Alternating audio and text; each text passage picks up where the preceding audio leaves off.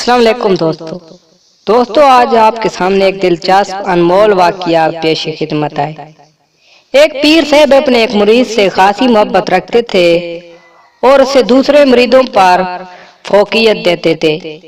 آئے روز یہ معاملہ دیکھ کر دوسرے مرید بڑے حیران ہوئے کہ آخر اس بندے میں ایسی کیا خاص بات ہے کہ ہمارے پیر صاحب اس کو ہم سب پر مقدم رکھتے ہیں۔ چنانچہ ایک دن انہوں نے پیر صاحب سے ہمت کر کے پوچھ ہی لیا کہ حضور آخر ہم بھی آپ کے مرید ہیں، مگر آپ فلاں شخص جو آپ کا مرید ہے اس سے زیادہ لگاؤ رکھتے ہیں۔ یہ سن کر پیر صاحب فرمانے لگے، بیٹا صبر کرو، ابھی تم اس کے بارے میں کچھ نہیں جانتے، خیر جلد ہی تمہیں تمہارے سوال کا جواب مل جائے گا۔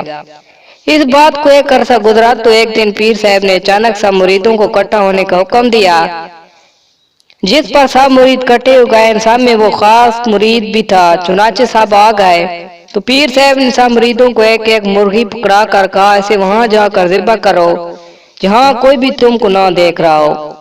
پیر صاحب کے حکم کی تکمیل میں سب مرید ادھر ادھر نکل پڑے، کچھ جنگل میں گئے، کچھ دور صحرا، جبکہ کچھ پہاڑوں پر غاروں میں چلے گئے۔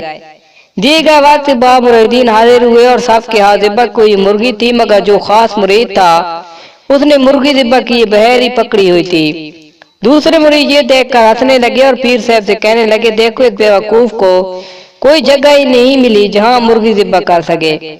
مرشد نے سب کو خاموش کر کے اس مرید کو اپنے قریب بلایا اور مرغی ذبح نہ کرنے کا سبب پوچھا تو وہ مرید کہنے لگا، حضرت میں ہر جگہ غاروں، پہاڑوں، جنگلوں، بیابان میں گیا اس امید پر کہ مرغی ذبح کرتے وقت مجھے کوئی نہ دیکھ سکے، مگر جس طرح بھی گیا اللہ تبارک و تعالیٰ کی ذات مجھے دیکھ رہی تھی، تو بتائیں میں کس طرح مرغی ذبح کرتا۔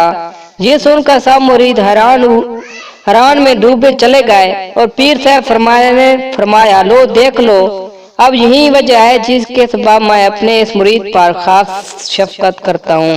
والسلام۔